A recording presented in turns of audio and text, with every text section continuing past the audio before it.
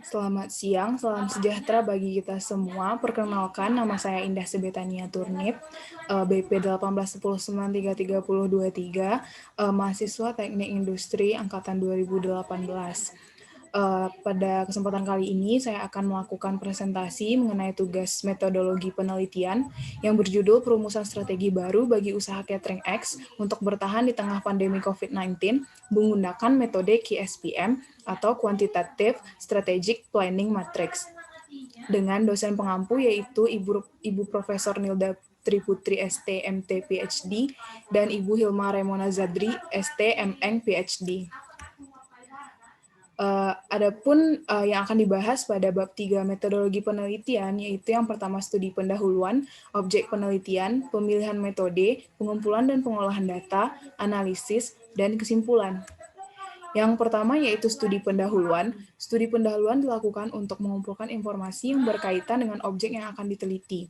Studi pendahuluan terdiri dari dua, yaitu studi literatur dan studi lapangan. Studi literatur sendiri merupakan teknik mengumpulkan informasi dengan mengumpulkan informasi yang berkaitan dengan penelitian yang didapatkan dari buku, jurnal, dan artikel, yang mana materi-materi tersebut berhubungan dengan perumusan strategi baru, yaitu materi evaluasi faktor internal, evaluasi faktor eksternal, analisis SWOT, matriks internal eksternal, dan matriks QSPM atau matriks kuantitatif strategic planning matrix.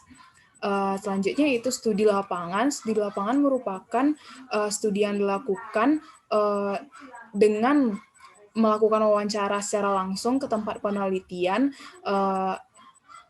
dan melakukan observasi secara langsung. Selanjutnya yaitu objek penelitian. Adapun objek penelitian yang dilakukan atau yang dituju dalam penelitian ini adalah bertempat di Kota Solok, Sumatera Barat.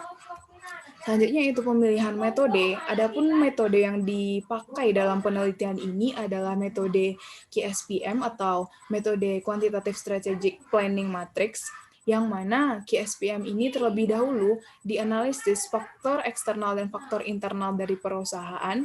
Setelah itu dilakukan analisis SWOT.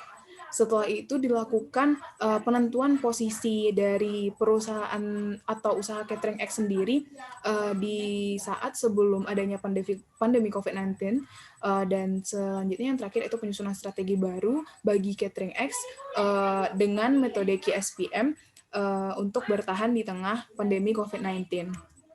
Selanjutnya itu pengumpulan dan pengolahan data. Pengumpulan data dilakukan untuk membantu menyelesaikan masalah yang ada dalam penelitian. Adapun data yang dikumpulkan dalam penelitian ini terbagi menjadi dua, yaitu data primer dan data sekunder. Data primer merupakan data yang didapatkan dengan pengamatan secara langsung atau observasi secara langsung di lapangan dan juga melakukan wawancara secara langsung dengan pihak terkait dari usaha catering X. Selanjutnya yaitu data sekunder. Data sekunder merupakan data yang didapatkan dari dokumen-dokumen yang diberikan oleh catering X sendiri. Selanjutnya itu pengolahan data. Pengolahan data sendiri dilakukan yang pertama yaitu menganalisis faktor internal dan eksternal dari usaha catering X sendiri, melakukan analisis SWOT, menentukan posisi dari usaha catering X sendiri di saat sebelum pandemi COVID-19, dan yang terakhir itu penyusunan strategi baru bagi usaha catering X dengan metode QSPM untuk bertahan di tengah pandemi COVID-19. Selanjutnya yaitu analisis. Analisis merupakan pembahasan dari pengumpulan dan pengolahan data pada setiap tahapnya, di mana analisis ini dilakukan pada faktor internal dan faktor eksternal dari perusahaan, analisis SWOT perusahaan, analisis dari penentuan posisi perusahaan menggunakan matriks internal dan eksternal, dan analisis bagi strategi penyusunan strategi baru bagi perusahaan dengan metode KSPM. Yang terakhir merupakan kesimpulan, di mana kesimpulan ini berisikan jawaban mengenai penelitian yang dilakukan, yang mana kesimpulan ini didapatkan yaitu adanya strategi baru yang dapat digunakan bagi usaha catering X dalam menghadapi penyebaran COVID-19. Adapun flowchart yang dapat disajikan dalam penelitian ini adalah yaitu sebagai berikut, di mana flowchart mulai dan dilakukan studi pendahuluan, dilanjutkan objek penelitian, dilanjutkan pemilihan metode, dilanjutkan pengumpulan dan pengolahan data, dilanjutkan analisis, dan dilanjutkan dengan kesimpulan. Sekian yang dapat saya presentasikan. Apabila ada kesalahan mohon dimaafkan. Selamat siang bagi kita semua.